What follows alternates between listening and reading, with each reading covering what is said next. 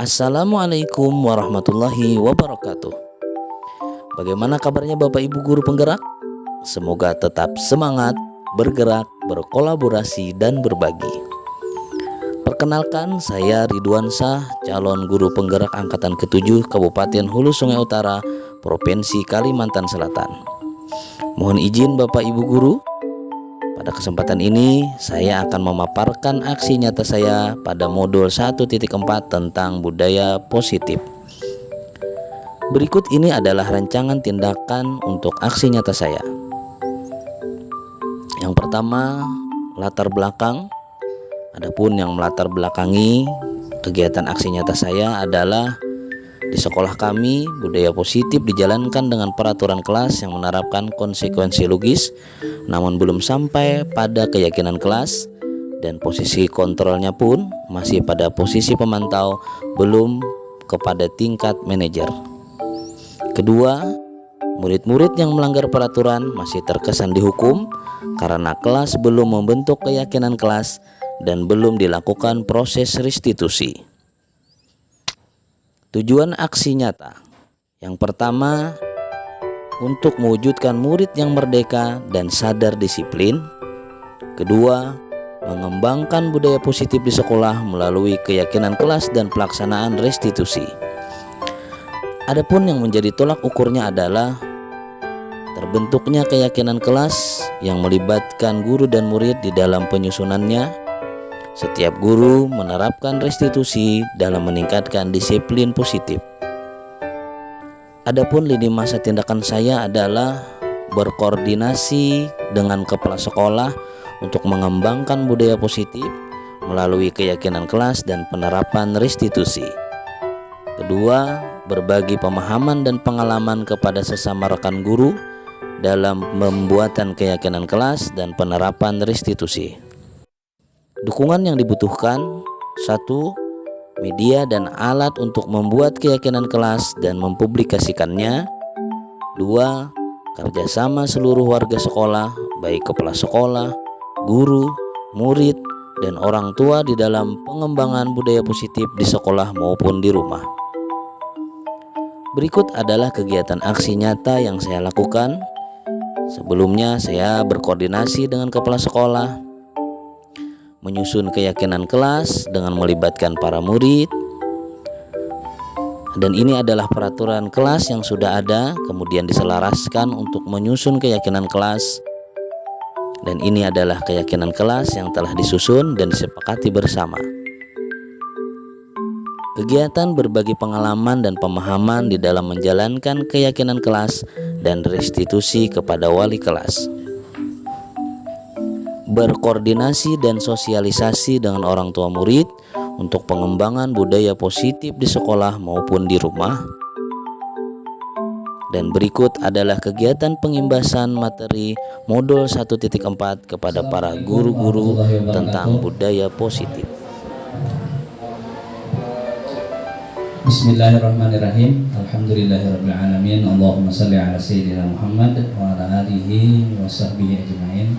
Amma ba'du. Selamat sore Ustadz dan Ustadzah Hizdi Ihsan Amal. Bagaimana kabarnya siang hari ini?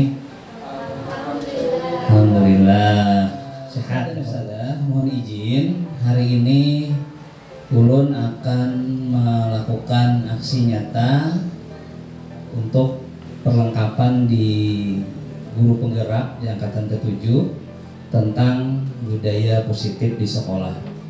Nantinya hari ini akan melakukan pengimbasan kepada ustadz dan ustadzah.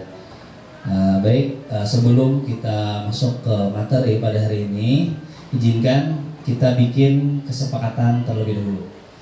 Ini ada kesepakatan kelas atau kesepakatan belajar kita pada siang hari ini. Ini boleh ditambah atau boleh dikurangi, masih kada baku juga kayak tanah. Nah, misalnya tadi ulun maulahnya, pertama kita berdoa sebelum belajar, kedua aktif dan fokus menyimak materi. Apakah itu setuju aja bukan Pian? Oke, boleh. 3, mencatat materi. Oke, yang keempat, angkat tangan kanan ke atas ketika izin atau bertanya. Sepakat? Yang kelima, HP mode diam atau pesawat. Ada sepakat? Kita hapus, kita ada sepakat. Kalau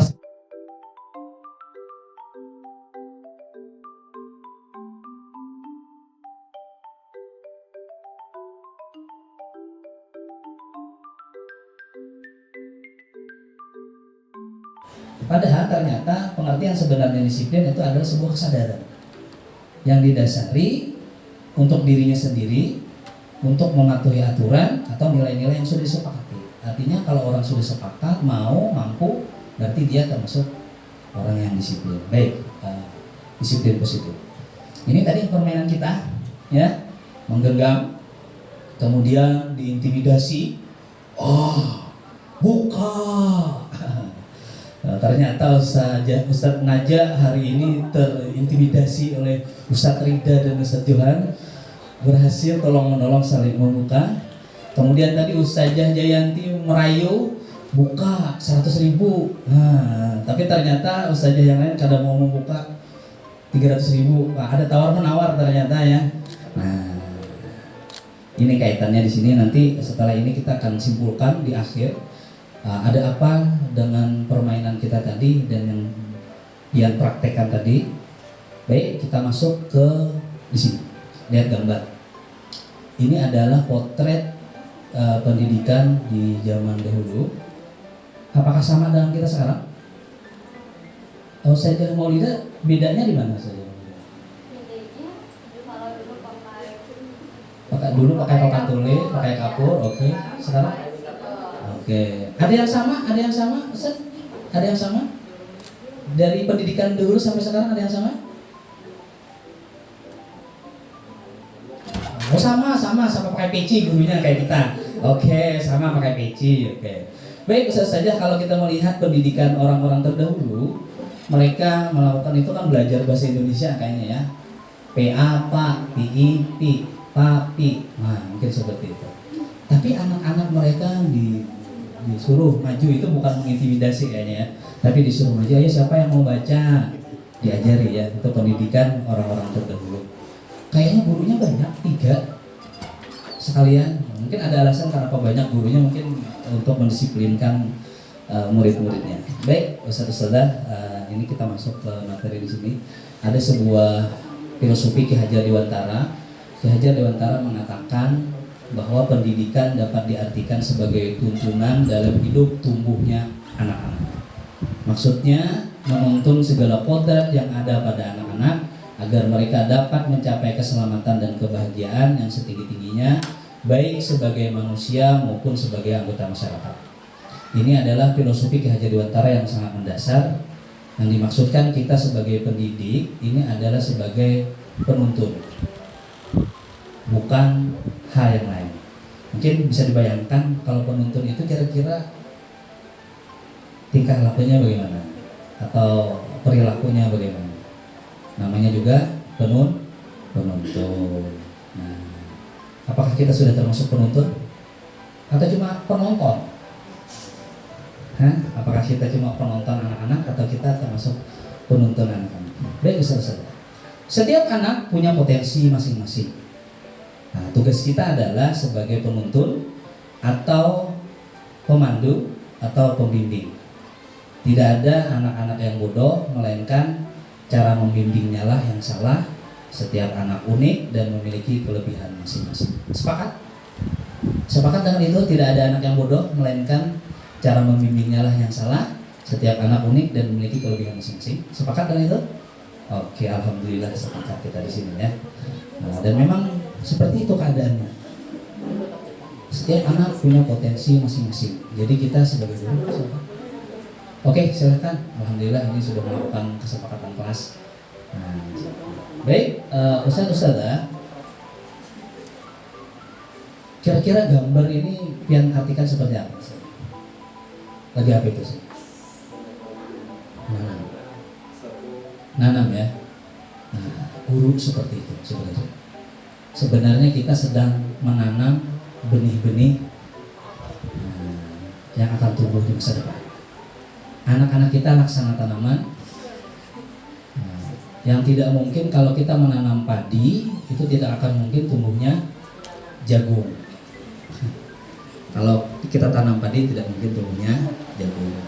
Nah, cara menanam jagung dan padi pun juga berbeda. Jadi masing-masing ada caranya masing-masing. Begitulah anak-anak kita. Tapi alhamdulillah kita di SDIT Sanul Amal, kita dari awal tahun ajaran kita sudah mencari, kemudian mendapatkan data tentang kecenderungan modalitas belajar anak. Ada yang cenderungnya visualisasi, ada yang kinestetik. Jadi kita sudah bisa mengarahkan anak-anak kita sesuai dengan kecenderungan modalitas belajar yang masing-masing. Jadi insya Allah di sekolah kita sudah sama aja dengan apa yang disampaikan oleh Ki Hajar Dewantara tadi. Baik Ustaz-Ustazah, inilah tugas guru. Berbagai macam cara, ada yang membimbing secara langsung, ada yang juga cuma mengarahkan, menuntun dengan caranya masing-masing. Baik, pada intinya hari ini setiap seseorang itu akan mau melakukan sesuatu karena motivasi. Di awal kita berbicara tentang budaya positif. Budaya positif akan terjadi apabila lingkungan positif. Lingkungan akan positif apabila orang-orang yang berada di lingkungan itu mau melakukan hal positif. Lalu bagaimana kita sebagai guru agar orang-orang yang ada di lingkungan kita atau anak-anak didik kita mau melakukan hal-hal positif?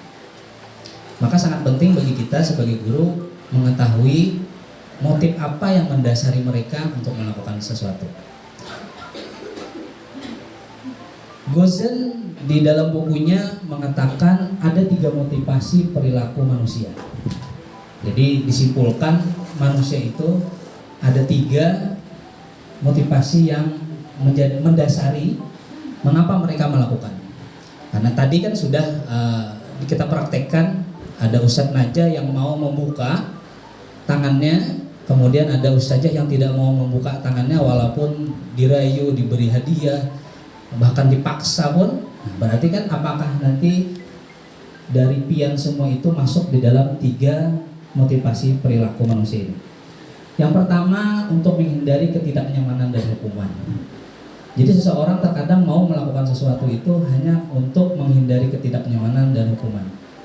Nah, kenapa jadi pian mau ini membuka ulun kada nyaman tadi jalan Ustadz Johan ngalih, jadi saling tolong menolong kami. Nah, berarti pian melakukan itu karena menghindari ketidaknyamanan atau takutan. Usia muliknya ini kada dibawa masih bisa muter, nah tertinggal ya kalau takutan juga. Atau misalnya kenapa kita hari ini datang kada terlambat ke sekolah? Wah kali aja kepala sekolah langsung datang dijaga sidin. Wah, berarti kita melakukan sesuatu karena menghindari ketidaknyamanan atau menghindari hukuman. Catatannya ini adalah motivasi paling rendah. Jadi bilanya kita melakukan sesuatu karena sesuatu yang lain, berarti ini motivasi paling rendah. Kalau misalnya biar hadir ke sini, ulun undang pengimbasan guru penggerak, malah itu disuruh koordinator hadir, berarti biar motivasinya nomor 1 ini siapa? Tapi kayaknya kadang bang dari awal tadi Tuan Pian sudah berdahulu datang, semangat luar biasa. Yang kedua, untuk mendapatkan imbalan atau penghargaan atau pengakuan. Nah ini naik sedikit atau di atas sedikit daripada ketidaknyamanan, menghindari ketidaknyamanan atau hukuman tadi. Jadi untuk mendapatkan imbalan. Sebenarnya begitu juga dengan anak-anak kita. Kenapa murid-murid kita mereka mau belajar? Apakah mereka mau belajar itu karena menghindari ketidaknyamanan atau takut dihukum oleh guru? Kalau murid-murid kita seperti itu, berarti motivasi mereka itu sangat rendah untuk belajar. Kalau mereka mau belajar karena ingin mendapatkan imbalan atau penghargaan atau pengakuan, maka juga ini masih kurang. Karena harapan daripada pendidikan yang sebenarnya itu yang nomor 3. Untuk menjadi orang yang mereka inginkan dan menghargai diri sendiri dan nilai-nilai yang mereka percayai atau yakini. Nah ini yang paling penting. Contoh kayak kita. Kenapa Ustadz ini kan, kenapa Ustadz ini mau pakai celana panjang? Padahal ada orang menjual celana pendek ya kalau, tapi kenapa pian mau pakai celana panjang? Pian berkeyakinan bahwa itu adalah sebuah kepercayaan pian dalam agama, dan pian meyakini itu dan pian menghargai itu. Tapi pernahkah kita melihat anak-anak di sekolah mereka pakai celana panjang, tapi di rumah juga pakai celana pendek keluar? Artinya ada yang salah dari kita. Pendidikan kita belum masuk. Harusnya ketika mereka di sekolah seperti itu, di luar juga sama. Salah satu contoh ini, ustadz-ustazah semua kan guru Al-Quran. Di sekolah sebelum sholat mereka wudhu. Di luar sebelum sholat mereka wudhu. Berarti sepakat sudah. Berarti motivasi mereka memang mengakui dan menghargai dirinya. Padahal ustadz-ustazahnya di sekolahan ada melihat ketika ini ada di rumah apakah dia berwudu atau tidak. Berarti itu bagus seperti itu. Tapi yang salah itu ketika di sekolah mereka melakukan ini, tapi di rumah tidak melakukan. Baik, Ustaz saja dalam hitungan 3 ulun minta berdiri. 1, 2, 3. Boleh berdiri Ustaz saja. Oke. Silahkan berdiri. Ustaz saja. Silahkan angkat tangannya ke atas. Silahkan tangan kanannya diangkat ke atas, Ustaz saja diangkat ke atas. Oke, nah mulai pudar konsentrasinya. Saya bilang angkat ke atas bukan ke depan, jangan ikuti saya, tapi angkat ke atas, jangan ikuti saya, sudah? Oke, silahkan dipegang dagunya. Oke. Oh masih ada yang belum konsentrasi, dagunya ada di atas ternyata. Oh ya, pegang dagunya, oke. Oke, sekarang pegang hidungnya. Ada yang mikir mana hidung? Oke. Oke, silahkan saja dalam hitungan 3 duduk kembali. Belum dihitung. 1, 2, 3. Oke, terima kasih. Tepuk tangan untuk kita semua, Ustaz-Ustazah. Ustaz-Ustazah, nah tadi kita ada hukuman versus penghargaan. Kira-kira yang lebih baik yang mana ya untuk disiplin positif? Silakan. Kalau untuk anak-anak kelas bawah ya, itu lebih berpengaruh ke penghargaan. Penghargaan, oke. Okay. Kalau hukuman? Kalau untuk hukuman mungkin itu anak SMP ya. Oke. Ada lagi pendapat yang lain? Kira-kira kalau hukuman dan penghargaan siapa yang menang? Ustaz Rida. Kalau hukuman dan penghargaan kira-kira? Penghargaan, oke. Yang lain ada yang milih? Saja ini Lestari milih hukuman atau penghargaan? Hukuman nih, Arsenal. Dilihat dari kondisinya. Oh, kondisi. Bisa memberi hukuman, bisa juga dengan penghargaan. Oke, bisa diberi hukuman, bisa juga diberi penghargaan. Ada yang lain? Sejati, wah pokoknya yang hukuman yang paling menang, seperti itu. Oke, kelihatan ya, kelihatan. Oke, baik, menarik. Menurut Ustazah siapa tadi, Lestari, tergantung situasi dan kondisi. Bila situasinya ini perlu diberi penghargaan, motivasinya baik. Kalau hukuman, baik. Tadi ada yang catat 3 motivasi manusia melakukan. Ada. Nah, yang pertama menghindari hukuman, yang kedua penghargaan, yang ketiga menghargai diri sendiri atau menjadi orang yang diinginkan. Nah, penghargaan tadi nomor berapa? Nomor 2. Kalau hukuman nomor 1. Ada yang nomor 3 di sini?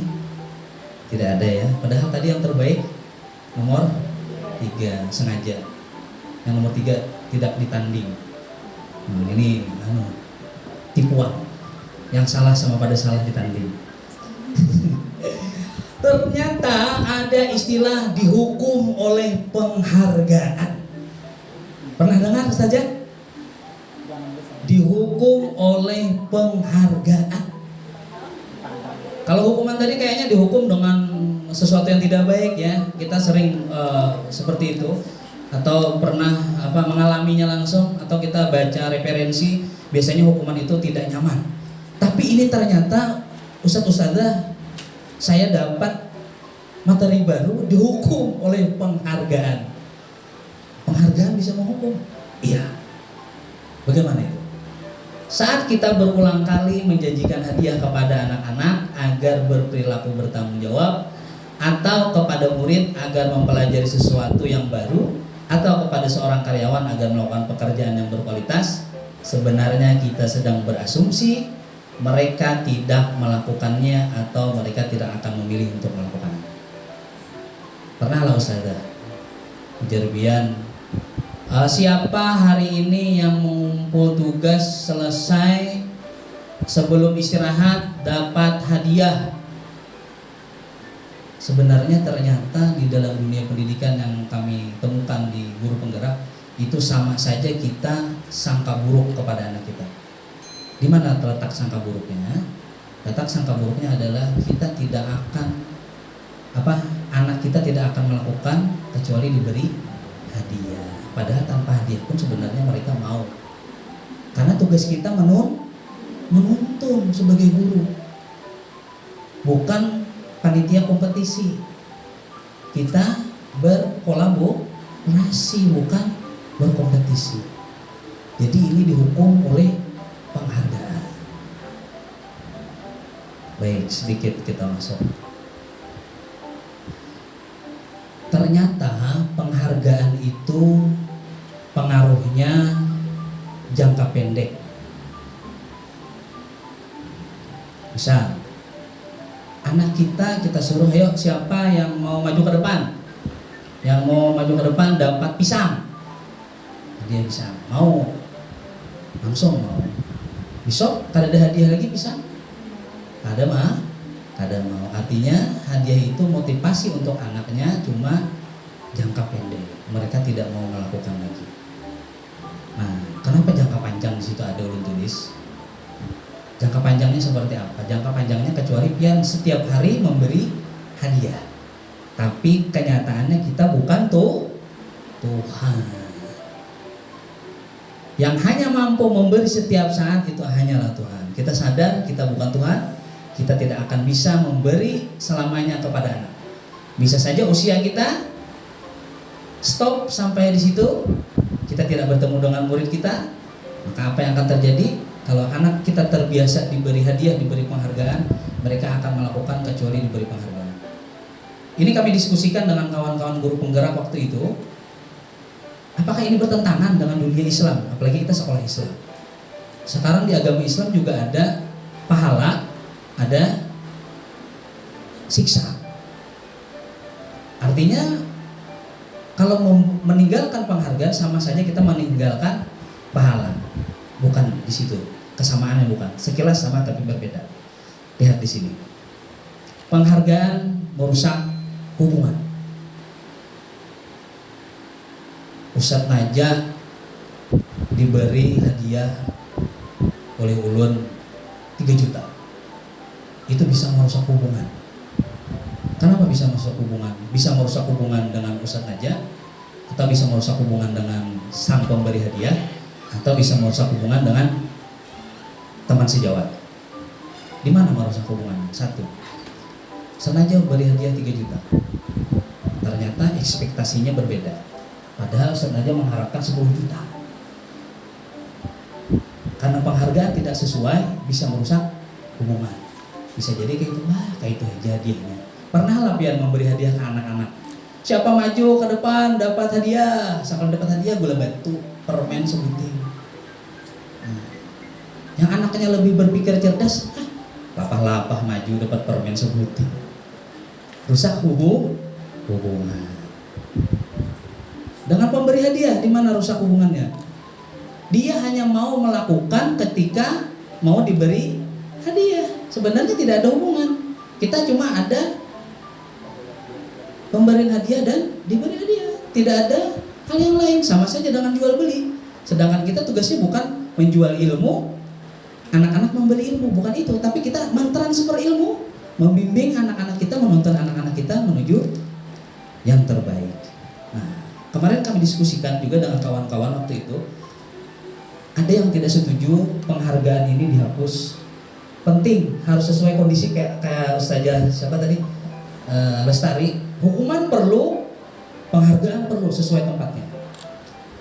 Ketika kami mengkaji lebih dalam di jalur agama, ternyata kita tidak menyadari. Coba lihat, beri cara secara rahasia. Hadiah boleh diberikan, tapi dengan syarat secara rahasia.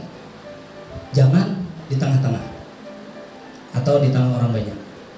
Sebenarnya kita ingin memotivasi yang lain kan, sebenarnya seperti itu tuh, kita memberi hadiah. Tapi ternyata itu salah. Yang benar seperti apa? Yang benar beri secara rahasia. Contoh, Ustaz Rida bagus misalnya untuk kegiatan sini. Nah, tiba-tiba Ustaz Rida setelah selesai ini ulun bawa ke Kalijo makanan traktir. Nah, mesti bertanya-tanya, Ustaz Ridwan kenapa ulun jadi ditraktir nih? Ada apa gerangan? Nah, tadi ulun suka lah yang ulun mengisi materi yang kata aktif paling bagus di antara peserta semuanya. Jadi hari ini hadiahnya mentraktir makan di Kalijo. Senang. Yang penting kita bisa memberikan penghargaan seperti itu. Itu tidak akan merusak hubungan dengan yang lain, karena diberi secara rahasia. Ketika ulun umumkan hari ini yang lain, wah, udah tahu kaminya tuh mana catatannya lengkap kada, nah, misalnya lengkap kada. Nah, ternyata di dalam agama pun pahala yang Allah berikan tidak pernah nampak. Itu rahasianya. Seandainya pahala nampak, kita tidak akan melakukan hal-hal yang lain termotivasi. Makanya pernahlah kita melihat pahala lah. Karena pernahlah kita melihat dosa kita lah. Kenapa itu dirahasiakan? Karena memang Allah ingin memberikan kepada kita hal yang terbaik, itu pengajaran. Harusnya kita belajar dari situ sebagai guru. Kita boleh memberi penghargaan, tapi berilah penghargaan secara rahasia. Kita juga boleh memberikan hukuman, tapi tolong berilah hukuman secara rahasia. Kalau diberi hukuman di tengah orang banyak, itu sama aja dengan menghina. Jadi sama kita lawan anak-anak kita juga. Dulu kita berdiri ke bawah. Yang ampi sekolah itu, tanggung jawab yang seumur hidup. Ampi sekolahnya, berdiri. Ada apa? Kalian 7 berdiri. Ini Allah kesalahan dia, tapi guru Quran tadi pernah pakai ya Allah. Sini guru Quran ada, guru Quran orang. Baik, yang ketiga, ternyata penghargaan itu menurunkan kualitas. Aduh, bingung dulu. Padahal kita tujuannya penghargaan itu kan supaya makin berkualitas. Tapi oleh pemateri ternyata penghargaan menurunkan kualitas. Kenapa bisa menurunkan kualitas? Satu, alasannya ketika dia tidak mendapatkan penghargaan, dia akan tidak mau lagi berkarya. Kalah karena kompetisi. Di sekolah kita bukan kompetisi. Ingat, di sekolah kita bukan kompetisi karena setiap anak punya potensi masing-masing yang berbeda. Jadi penghargaan hanya akan menurunkan kualitas. Kemudian yang keempat, penghargaan mematikan kreativitas. Kurang lebih aja memberi penghargaan. Kemudian yang kelima, penghargaan menghukum tadi. Nah, bisa menghukum ternyata penghargaan. Hukumannya di mana? Hukumannya bagi yang menerima penghargaan apabila tidak sesuai dengan ekspektasi yang diharapkan, atau bagi yang lain, tahu ya siapa yang dapat 100 yang menyelesaikan tugas, misalnya menggambar, atau misalnya ini guru Quran, siapa yang hafalannya targetnya tercapai dapat hadiah. Sekali besok store mereka berlima, target tercapai 5 orang, hadiahnya berapa? Hadiahnya 20.000. Wah, yang malas hadiahnya 20.000 aja, lapang hafal. Karena diberikan secara langsung. Coba lihat di agama kita, siapa yang hafal Quran hadiahnya luar biasa, akan memberi syafaat keluarganya. Kita kan sanggup. Makanya penghargaan ini yang paling bagus adalah penghargaan dari Allah. Lebih baik kita katakan aja kayak itu. Nah, silahkan hafal Al-Quran sebanyak-banyaknya, karena Allah akan memberi sebanyak-banyaknya kepada para penghafal Al-Quran. Bahkan Allah akan memberi sesuatu yang lebih daripada orang yang meminta. Walaupun yang ada meminta orang menghafal Al-Quran. Ya, jadi motivasinya langsung aja ke situ. Nah, jangan kita libatkan ke diri kita. Baik Ustaz-Ustazah, nah ternyata penghargaan terbaik adalah memotivasi dalam diri. Ini tadi ada hukuman, ada penghargaan. Nah ternyata penghargaan terbaik adalah memotivasi atau motivasi dalam diri. Contoh, kita di Isama Amal, alhamdulillah termotivasi untuk menutup aurat. Itu adalah sebenarnya penghargaan yang setinggi-tingginya, dan itulah adalah penghargaan terbaik. Jadi tugas kita bukan berarti menghilangkan penghargaan atau menghilangkan hal yang lain, tetapi bagaimana pola anak-anak kita diberikan penguatan atau motivasi intrinsik dari dalam diri supaya anak-anak itu melakukan dengan sendirinya. Karena kita sadar kita tidak akan bisa selamanya menuntun anak-anak. Bisa jadi usia kita terbatas atau waktu kita terbatas. Nah, maka bagi seorang guru, kita hanyalah menuntun, terutama kita memberikan motivasi intrinsik atau motivasi dalam diri kepada, itu dalam diri lah, salah ketik itu dalam siri. Dalam siri besar, dalam rahasia gitu ya lah. Dalam diri anak. Nah, kenapa? Jangan cuma di sini ada tanda kutip sedikit lah, ulun garis bawahi sedikit juga. Kita tidak boleh juga menghilangkan yang tadi. Penghargaan tadi kita. Penghargaan itu kan banyak. Pujian, penghargaan. Pengakuan, penghargaan. Nah, ucapan terima kasih, penghargaan juga. Nah, yang dimaksud tadi itu adalah penghargaan berupa materi. Nah, atau berupa pujian-pujian yang memang kada sesuai. Maka kita berikanlah yang memang pantas dengan haknya. Tetapi yang lebih baik adalah memotivasi dirinya. Anak-anak kita sadar, nah, biar nakai bila berwudu sebelum guring itu adalah dapat pahala sekian-sekian. Berarti ini hanya mencari penghargaan, mencari pahala. Kalau di dalam agama itu masih tentang bawah. Tapi kalau guru yang bagus, guru akan membimbing seperti ini. Nah, Nabi itu sebelum tidur berwudu. Hendaklah jadi kayak Nabi. Artinya yang ketiga, kalau motivasi yang ketiga menginginkan dirinya seperti yang disepakati. Nah, itu lebih baik. Nah, dan lagi-lagi jangan sampai kita membandingkan ke anak-anak. Kadang kayak ini kita rancak membandingkan tuh. Tuh lihat kalau sebelah tuh, hafal kalian 1 sampai 10 masa buan pian kada hafal. Sakit hati dibanding-bandingkan. Uju banding-bandingnya. Ya kalau sama anak-anak kita kayak itu. Ulun semalam ketemu anak yang kayak itu. Mungkin Ustadz Rija BK tuh takut ija bekesan.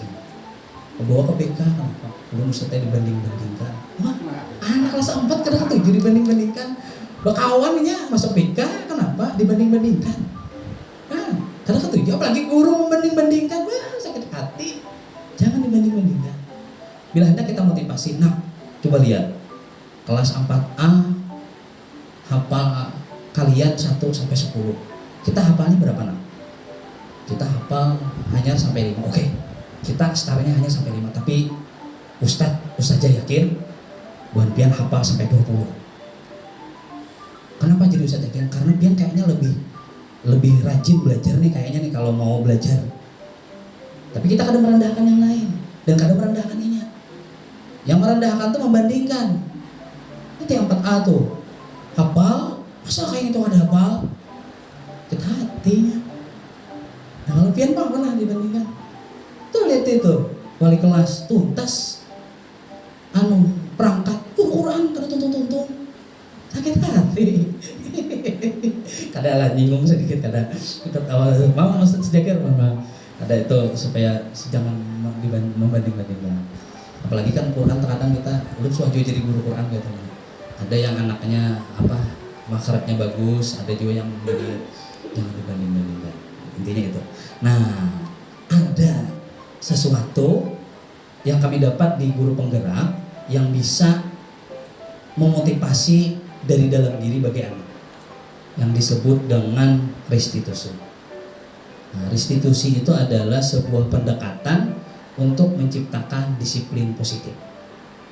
Jadi ada cara tanpa meninggalkan tanpa harus ada hukuman, tanpa ada penghargaan. Dengan cara restitusi insya Allah kita bisa menciptakan lingkungan-lingkungan yang positif dan juga bisa memotivasi anak-anak kita. Karena restitusi adalah sebuah pendekatan untuk menciptakan disiplin positif. Menurut Gosen, restitusi adalah proses menciptakan kondisi bagi murid untuk memperbaiki kesalahan mereka sehingga mereka bisa kembali pada kelompoknya dengan karakter yang lebih kuat.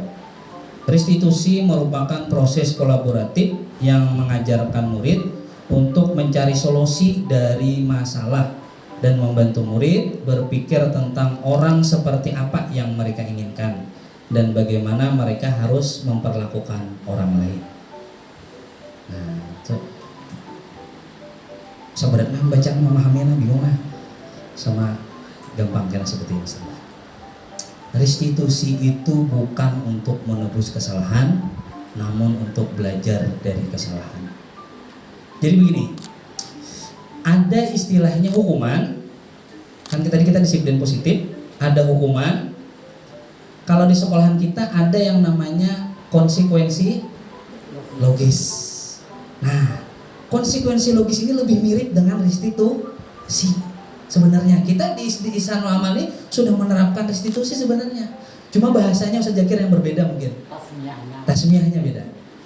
Nah, kalau di guru penggerak itu cuma sampai ini. Hukuman, konsekuensi, restitusi. Tapi kan ada konsekuensi logis. Kalau kita konsekuensi logis, yang ada logis itu kan maksudnya begini. Hukuman itu terlambat, hukum lari itu hukuman ke fisik. Nah, kalau konsekuensi buang sampah sembarangan, bersihkan WC, ada logis. Harusnya apa konsekuensinya? Ambil sampah, buang ke tempat sampah. Nah, bedanya di restitusi ada lebihnya sedikit. Di restitusi ini seperti kita ini, seperti guru itu seperti coach, mengcoach murid, menumbuhkan kesadaran, bukan hanya diingatkan. Kalau di konsekuensi, guru itu hanya berperan sebagai pemantau. Kalau di restitusi itu sebagai manajer. Nanti ada posisi-posisi guru nantinya ada, posisi kontrol ada. Kalau kita misalnya hukuman, ada anak tersalah, kita tanpa ada konfirmasi apapun, terlambat, baris, salah, bersihkan WC, lari, itu hukuman. Kadang ngumpul tugas, berdiri di depan, tanpa ada tanya, udah, berdiri, buka, itu hukuman. Kalau konsekuensi, kadang ngumpul tugas, kesepakatan kita apa? Kalau kadang ngumpul tugas, istirahat berdudi, udah, tanpa ada tanya-tanya juga. Kalau di restitusi, digali bagaimana? Karena restitusi itu bukan menebus kesalahan, namun untuk belajar dari kesalahan. Di restitusi itu ditanya, supaya anak ini tidak takut dan tidak mencari 1000 alasan. Kenapa anak sering melakukan 1000 alasan? Karena takut. Maka dibuatlah 1000 alasan. Pianto kenapa jadi terlambat? Wah, mikir dah 1000 alasan. Atau guru-guru terlambat datang, kayak apa nih, mencet kepala sekolah nah, terlambat sudah, alasan apa lagi ini? Bantiris setiap hari hari ini miris, ban isok apalah, zaman lah runtuh. 1000 alasan. Nah, tapi kalau sudah menjalankan restitusi, kita ada lagi mencari alasan anak-anak. Karena kita tahu di dalam restitusi alasan mereka kita benarkan, namun kita cari solusi, bukan menebus kesalahan. Nanti ada langkah-langkahnya. Dalam restitusi itu akan memperbaiki hubungan antara anak dan guru, tidak ada lagi takut. Cuma pian soal menakuni anak-anak lah. Ulun api dah. Cuma saja janti tuh datang Ustaz Ridwan, bukan buannya. Maju takutan berarti lawan ulun nih. Buannya Ustaz dikirain jual ulun aja. Tuh, masih kan main bola tuh, Ustaz Ridwan datang tuh. Wah, bukan buannya ambil main bola. Karena lagi dulu bila masih aja main bola, jam masukan sudah bala bolanya. Itu belum restitusi itu masih. Itu masih zaman hukuman tuh, ibaratnya aja kita tuh belum merdeka lagi, ini merdeka udah. Wah ini datang Ustaz Ridwan. Ustaz, mana ada buahnya merapak? Kami ambil anda saya gitu. Mana merawat dulu buka. Sandal tinggal lapangan nih saja jadilah. Buka banget. Sekarang beda. Nah, di restitusi itu lebih mengutamakan tawaran bukan paksaan. Jadi kita guru nanti belajar bagaimana memberikan tawaran kepada anak-anak. Anak amun kayak ini kawalah biar mengerjakan ini. Kita harus banyak cara. Kemudian lagi di dalam restitusi sifatnya menuntun untuk melihat ke dalam diri. Nanti ada udah contohkan. Kemudian yang kelima, mencari kebutuhan dasar yang mendasari tindakan. Mesti kita harus bertanya kenapa. Karena setiap anak itu mesti ada alasan, mesti ada motivasi kenapa mereka melakukan seperti itu. Contoh, gara-gara kita kada bertanya kepada anaknya kita hukum, protes orang tuanya. Pernah kejadian, anaknya terlambat datang, dihukum, berdiri. Orang sudah tuntung menyanyikan lagu Indonesia Raya, nyanyi lagu Indonesia Raya, berlambat-lambat tambahi pulang hukuman, ngambil sampah, kalinya buli ke rumahnya, padahal mamanya tadi maya belum dihukum, terlambat. Kenapa aja mamanya terlambat? Paman supirnya lambat ngambil. Karena kita kada bertanya, padahal bukan salah anaknya. Protes mamanya, Ustaz, nih pon ulun lagi di SMP kan dulu. Ulun kasih soal di SMP lagi dulu. Tengok, Ustaz, anak ulun Ustaznya terlambat bukan karena kehendaknya, tapi paman supirnya yang terlambat. Anak kami ini nak ada sekolah gara-gara dihukum kecewanya. Langsung gue usahain. Langsung dijelaskan, oh ternyata bagus. Itu gara-garanya apa? Karena kita kada bertanya. Dikira tadinya terlambat gara-gara ini seorang atau apa. Nah makanya kita biasanya kan kalau piket kita tanya lah, nak kenapa jadi terlambat? Ini, oh paman supirnya lambat memilih. Padahal ini semuanya sudah siap sekolah ya Allah. Itu. Makanya restitusi itu mencari kebutuhan dasar yang mendasari tindakan.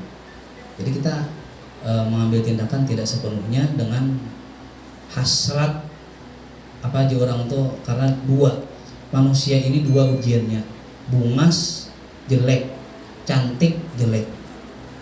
Amun nang bungas atau yang cantik atau yang tampan melakukan kesalahan kadang tapi sarik benar, itu logika manusia bisa seperti itu deh.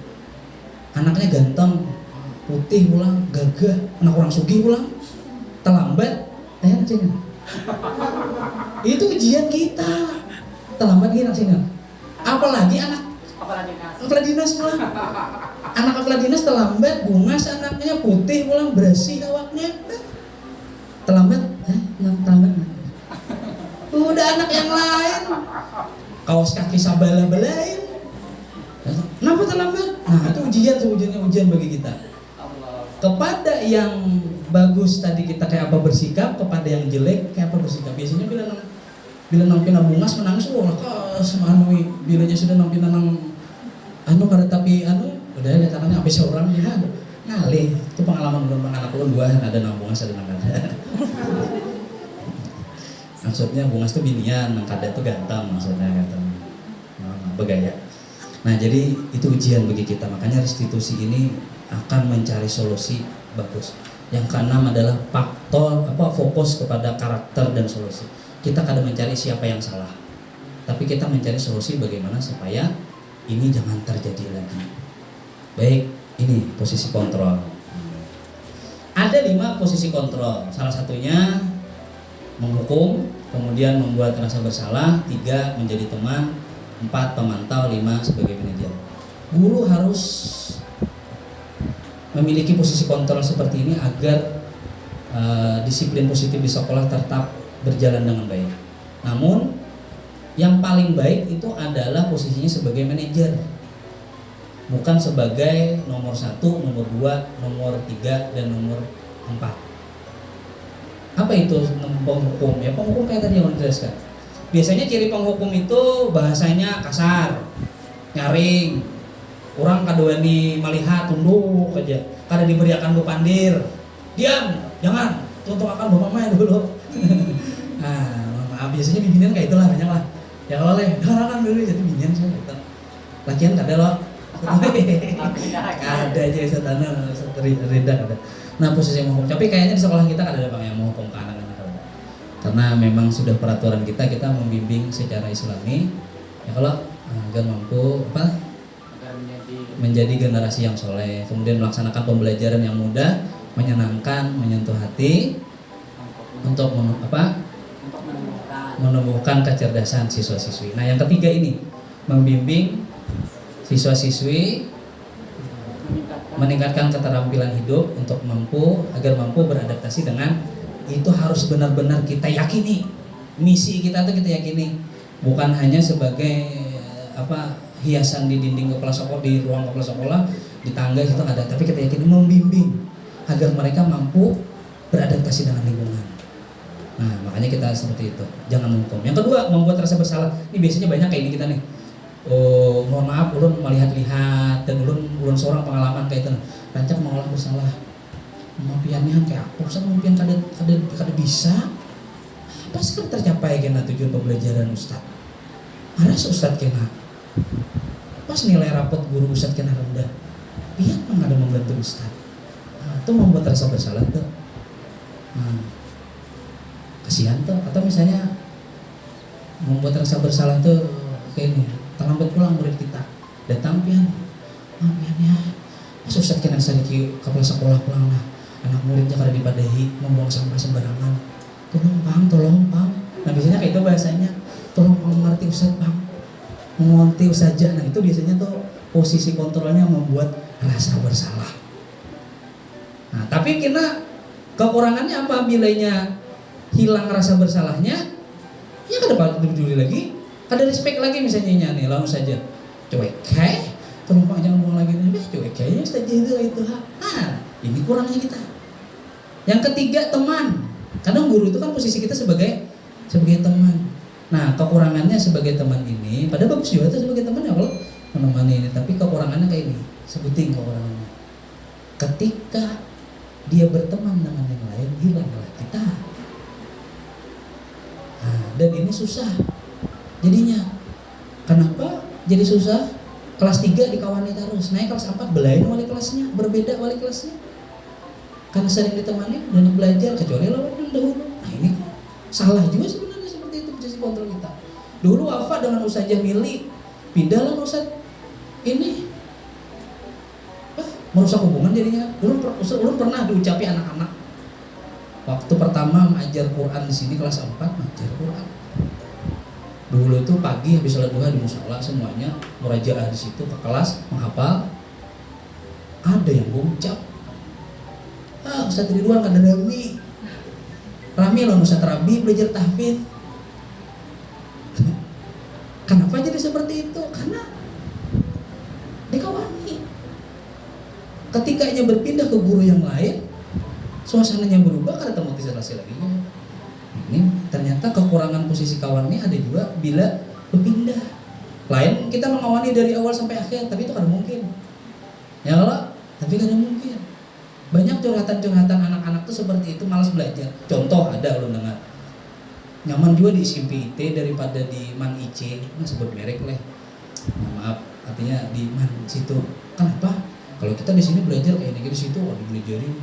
Itu gara-gara terlalu dekatnya kita lah murid sebagai teman tadi.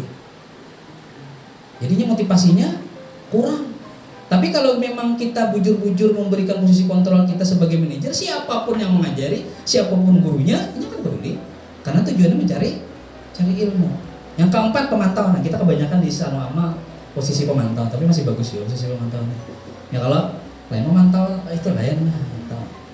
Nah kita posisi pemantau. Kenapa jadi posisi pemantau? Karena kita ada diisi peraturan kelas, ada tata tertib, ada aturan, ada konsekuensi logis. Nah, kalau di restitusi kan ada lagi istilahnya peraturan yang ada keyakinan kelas. Tapi sama, keyakinan kelasnya sayang teman. Kita peraturannya sudah seperti itu juga. Nah, cuma namanya aja berbeda. Kita cuma sebagai pemantau. Pemantau itu kita, nih membuang sampah di mana sembarangan, ambil. Konsekuensinya apa? Ambil sampah, buang. Anak-anak makan berhamburan. Nah, siapa nih berhambur? Ahmad. Siapa berhambur? Nadia. Oke, Nadia. Ambil sapu. Konsekuensinya bila makan berhambur, nyapuin. Sudah sampai situ aja. Besok-besok terulang lagi. Nah, karena tidak ada manajerial di situ, karena hanya dipantau kayak itu aja. Kita hanya pembiasaan aja, tapi intrinsik di dalam diri anak kadang kita tumbuhkan. Ya kalau konsekuensinya aja ada kayak itu. Konsekuensinya apa? Rapot C misalnya. Kada A, tapi kada ada pembangun dari dalam diri anak. Ini Ustazah, bagaimana cara melakukan restitusi? Restitusi itu bisa dilakukan dengan 3 cara atau segitiga restitusi. 1, menstabilkan identitas. Ini ulun kada komentar video, karena pian cari sendiri videonya lah di itu di Gelora Ridwan Gelora Channel. Ada tuh. Ingat di like, share, and subscribe. Ada di situ. Pian ulun merestitusi anak-anak kayak apa cara restitusi, tapi di sini ulun jelaskan sedikit. Menstabilkan identitas. Misalnya anak ini ada anak terlambat. Misalnya Ustaz Rida terlambat. Bagi ulun sebagai guru, kita melakukan restitusi ini seperti ini. Posisi kita sebagai posisi manajer, kita kada sebagai penghukum, bukan sebagai teman, bukan sebagai pemantau dan yang lainnya, tapi posisi kita sebagai manajer. Ketika Ustaz Rida terlambat, maka yang harus dilakukan menstabilkan identitas. Maksudnya bagaimana seperti ini? Ustaz Rida yang terlambat hari ini itu ngarannya bukan manajer, tapi langsung menghukum disidin terlambat. Kalau restitusi manajer itu dari sidin datang, Ustaz Rida jam berapa ya kita nih sudah nih? Ibaratnya mepek lah mungkin kisahnya nih kan. Jam berapa? Oh iya lah. Ustaz Rida masukkan jam berapa ya? Itu langsung luluh tuh udah ternyata jam 8 setelah. Ada bakal itu takut aja itu mah. Jangan gugup kayak itu misalnya. Tuh ke sekolah bang itu posisinya. Ini kita lawan anak misalnya ada apa kayak Ustaz gue takut gitu.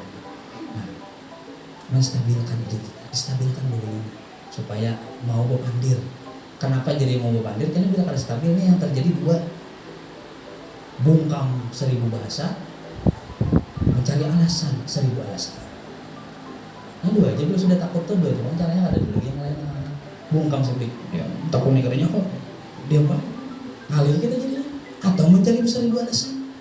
Jadinya 2. Tapi dengan cara restitusi anak kada jadi berdusta, tapi jujur, tapi begini gara-gara kita melakukan 3 langkah restitusi masalah. Oke, gitu. Terlambat ini tahu kan gitu. Kemudian lagi kita validasi tindakan yang salah. Mungkin pian punya alasan kenapa hari ini datang terlambat. Ustaz Gen dulu pernah juga terlambat. Kenapa jadi terlambat? Ban miris. Tapi Ustaz Jakir tiap hari ban miris. Ban miris. Kira-kira pian alasan ada juga kalau nih terlambat bagi sama. Kalau Ustaz kenapa hari ini terlambat? Oh ya panjang liburan ulun tadi sudah siap. Begitu adik ulun ini sudah siap. Pas adik yang selipungnya hendak ke kamar mandi hendak ke WC. Abah mama sipung hendak pulang hendak ke lapas. Betunjulan siapa nang membes rupi. Tak lahir lagi bini. Sedihnya. Nah, padahal bukan karena ini tuh tinggal terlambat di sekolah bukan karena ini. Oh iya. Ibu lu nang sedih kayak gitu. Kayak apa nih jadinya? Soal kejadian seperti itu. Jadi kita mencari. Misalnya terlambat, kenapa nak terlambat? Lambat bangun. Oke, semua orang pasti pernah lambat bangun. Kita beri itu pengakuan kesamaan di situ bahwa manusia itu memang tempat salah dan hilang. Kada kawa jadi superboy, dustaan aja superboy itu. Dan memang ada kan mungkin kita jadi manusia istimewa. Bukan merendahkan Nabi lah, hatta Nabi itu mengajarkan kepada kita, Nabi pernah juga bangun kesiangan. Supaya apa? Supaya umatnya belajar. Seandainya Nabi kada bangun kesiangan, kita kada tahu caranya sembahyang yang dari waktu subuh itu kayak apa. Nah, tapi Nabi pernah melakukan itu supaya umatnya tahu. Oh, berarti bilanya kesiangan, guring, lambat bangun jam 7, langsung sholat Nabi, jangan melakukan aktivitas yang lain. Boleh seperti itu sholatnya. Ada yang ini masalahnya, tiap hari terlambat bangun. Itu kan nurut Nabi lagi gitu. Ya kalau salah sedang itu. Makanya kita beri seperti itu. Nah, kada bukan kayak bangun terlambat. Kemudian yang ketiga menanyakan keyakinan jelas. Keyakinan kita datang disiplin, kada boleh terlambat. Pian harus yakin. Bila pian yakin disiplin itu baik, datang kira menurut pian besok sekira jangan terlambat kayak apa ya? Mesti dijawabnya.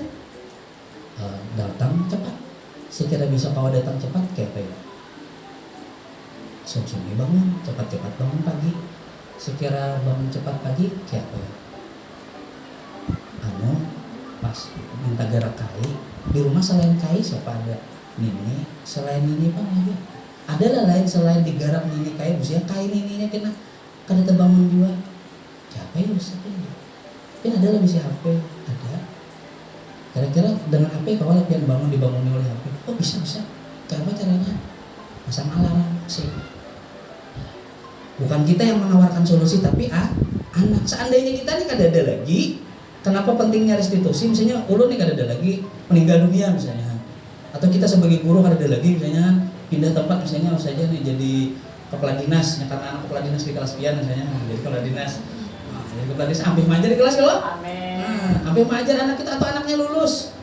Nah, kita kan bukan kita lagi yang mengajari, tapi anaknya sudah termotivasi dalam dirinya untuk melakukan itu. Kada lagi kita yang melakukan. Atau misalnya yang Ustaz Zakir tadi, kita kan perlu lagi siapa kepala sekolahnya, kita tetap disiplin. Karena sudah jadi bahasa Ustaz Zakir tadi sistem. Nah, itu Ustaz Zakir itu. Kalau di sekolah kita kan jadikan sistem, jangan karena guru. Sama kita beribadah tuh bukan karena yang lain, tapi memang karena Allah yang dikehendaki. Kenapa aja jadi salat duha 4 rakaat? Ya kalau nawaitu isanul amal, kenapa salat duhanya 4 rakaat? Karena di sana amal diwajibkan salat duha 4 rakaat hari Minggu, Rai. Nah tuh kada termotivasi dalam diri gitu. Ini kenapa ustaz-ustazahnya setiap hari mengaji 1 juz? Oh karena kita masuk laporan nilai rapot guru. Itu kan termotivasi deh kita. Kayak apa kita hendak memotivasi anak? Kan kayak tadi modelnya nih. Lu kan membandingkan cuma menyambat. Artinya sama, kita bukan mengukur agar anak ada, tapi kita belajar restitusi ini sebenarnya agar diri kita. Oke, Ustaz saja dalam hitungan 3 silahkan berdiri. 1, 2, 3. Oke, silahkan. Ulun minta waktu per kelompok buhan pian terakhir. Silahkan dari ini bertiga, kelompok 1, kelompok 2, kelompok 3 boleh berkumpul bertiga. Silahkan buhan pian diskusikan dengan kawan-kawan. Kawan pian tadi beri pengetahuan dengan kawannya. Apa yang paling menarik dari materi yang pian dapatkan hari ini? Silahkan berkisah ya. Oh katanya itu suruh ngobrol. Jangan kawan diiga disambati. Nah, apa yang pian dapat? Oh Bismillahirrahmanirrahim di sini langsung udah boleh. Nah, apa silahkan menurut pian ini kita kan boleh buka catatan lah yang langsung jog di kepala yang pian ingat kisahkan. Kalau sebelum beri waktu 2 menit untuk menceritakan. Berarti bergantian setelah 2 menit nanti bergantian yang lain belum menceritakan ya kawan.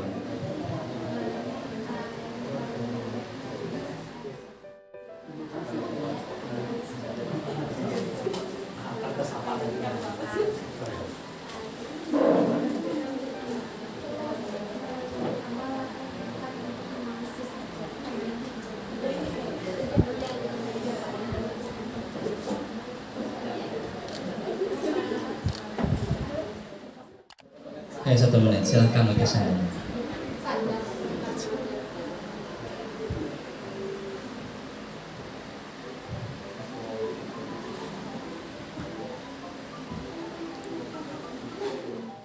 Oke, kalau sudah silahkan duduk kembali ke bangkunya yang sudah kelompok sudah bercerita habis. Boleh. Sudah ada dapat cerita dari yang langsung jelek di sini? Hal menarik sudah dapat. Ini saja kita lihat sedikit lah.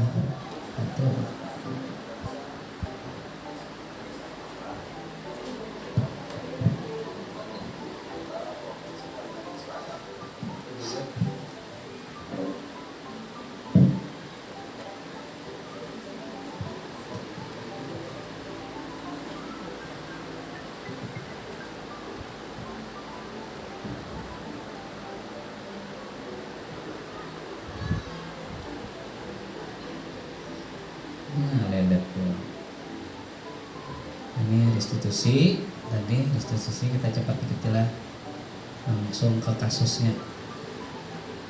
Nah, ini syuting di kelas.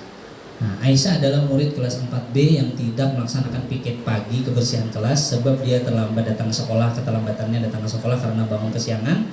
Yang mana pada malam harinya Aisyah ikut begadang dengan ayahnya nonton final sepak bola Piala Dunia.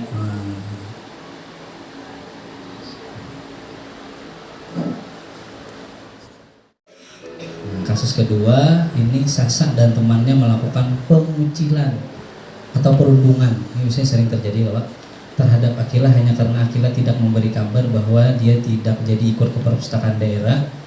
Di sekolah Akilah dijauhi dan tidak diajak untuk bermain bersama-sama yang membuat bermain bersama yang membuat Akilah sedih.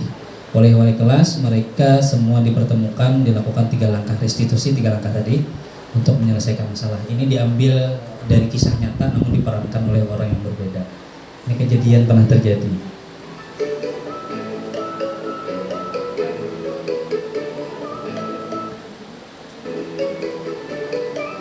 Semua jangan mau lagi berteman.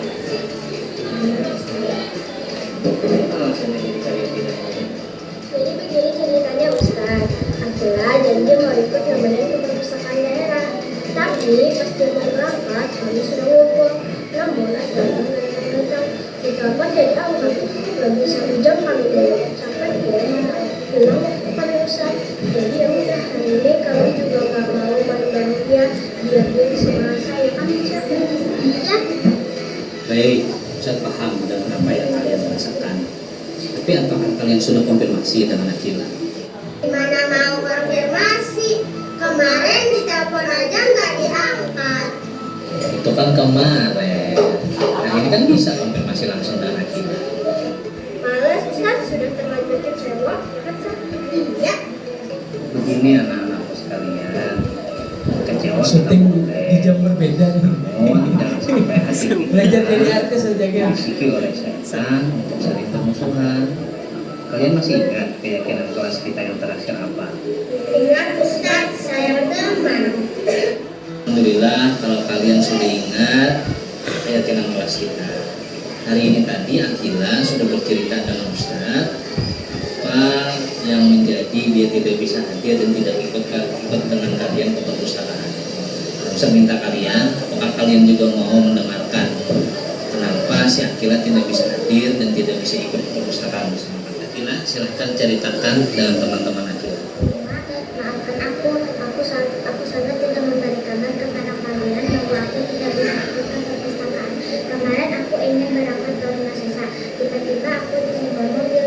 Aku langsung dibawa ke rumah sakit oleh ayahku untuk mengobati lukaku. Ini bekas lukanya. Maafin aku ya teman-teman. Handphoneku juga tertinggal di rumah dan tidak bisa mengabari ayah. Maafkan aku ya teman-teman. Ya, maafkan kami yang salah. Aku juga salah. Maafkan aku ya. Kamu tidak salah, Akilah. Kami yang salah. Maafkan kami, Akilah. Baik anak-anakku semuanya, kita tidak mencari siapa yang salah, tapi kita ingin menjalankan keyakinan kelas kita, yaitu yang teman. Nah, menurut kalian bagaimana selanjutnya kita menjalankan keyakinan kelas kita? Kami sayang Akilah Ustaz. Kami tidak boleh mengucilkan teman. Dan jika ada masalah, kami harus konfirmasi dulu agar tidak terjadi salah paham. Dan tindakan kami meninggalkan Akilah salah. Seharusnya tidak seperti itu yang kami lakukan tadi. Kami janji tidak akan mengulanginya lagi. Hari ini terjadi kesalahan yang kami lakukan terhadap teman kami. Kemudian kami diajak diskusi oleh Ustaz Ridwan untuk menyelesaikan permasalahan kami. Kami tidak dihukum, tetapi kami diajak untuk kembali kepada keyakinan kelas. Dan kami senang serta haru ketika diajak kembali kepada keyakinan kelas kami. Artinya restitusi itu kita belajar jadi Ustaz Said. Nah, Ustaz Said itu sebenarnya sudah melakukan restitusi buat BK. Kita tuh sudah melakukan restitusi, tapi kita belajar seperti mereka. Coba takunin anak-anak ke BK ada di Sariki Sidin, ada di Sariki di BK. Tapi kita belajar restitusi tadi kayak itu supaya budaya positif tadi dari awal akan tercipta jika lingkungan kita positif. Lingkungan kita akan positif jika disiplin positif. Nah, untuk melakukan disiplin positif perlu tindakan atau motivasi untuk melakukan disiplin positif. Yang paling terbaik adalah sadar diri sendiri atau kesadaran dari dalam diri. Nah, PR kita sebagai guru, kayak apa caranya supaya murid-murid kita sadar dari dalam dirinya. Nah, contoh ulun alhamdulillah banyak udah dengan Ihsanul Amal ini kita sudah dilaksanakan, anak-anak tuh sadar, mereka banyak sudah terlihat berjalan menunduh, apalagi habis Jumat. Habis Jumat tuh banyak sudah anak-anak kita yang di muka orang tua tuh pas mengambil sandal kalau menunduk. Nah, itu bukti sudah bahwa acuan restitusi beberapa budaya positif di sekolah kita sudah dijalankan juga. Nah, tapi gambaran materinya atau teorinya seperti yang ulun sampaikan tadi. Baik, Ustazah, ada waktu sedikit, siapa yang mau bertanya? Bismillahirrahmanirrahim. Assalamualaikum warahmatullahi wabarakatuh. Alhamdulillah, ulun mungkin kami di sini jadi makin senang mendapat penghibasan daripada guru penggerak. Dan di sini ulun mau bertanya atau tentang bagaimana kita kan di kelas tadi ada keyakinan kelas. Nah, itu acuan daripada restitusi.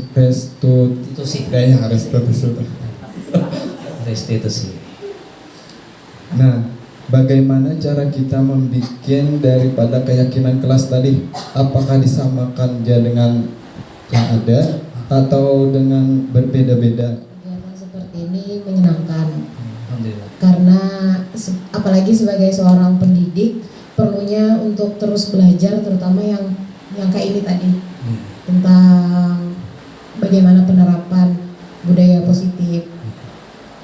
Oke, ada sengaja memang di slide ulun tinggal membuat keyakinan kelas sengaja supaya kita kan sudah ada peraturan kelas, keyakinan kelas ada tadi kan ulun di video keyakinan kelas, kembali keyakinan kelas. Jadi gini, di keyakinan kelas itu ada cara-cara membuat keyakinan kelas.